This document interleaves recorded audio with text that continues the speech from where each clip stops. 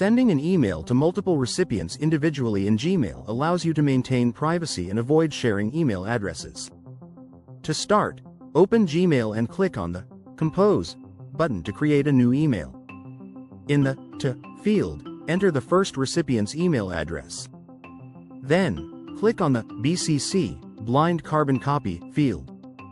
This field allows you to add multiple email addresses without showing them to each recipient. Enter all the email addresses you want to send the message to, separating them with commas. By using the BCC field, each recipient will only see their own email address in the To field and will not know who else received the message.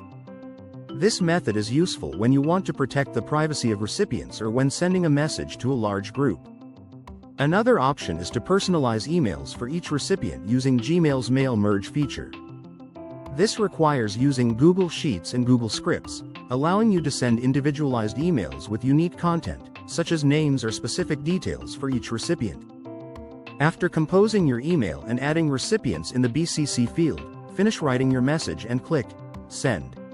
Your email will be delivered to each person individually, without them seeing other recipients' email addresses.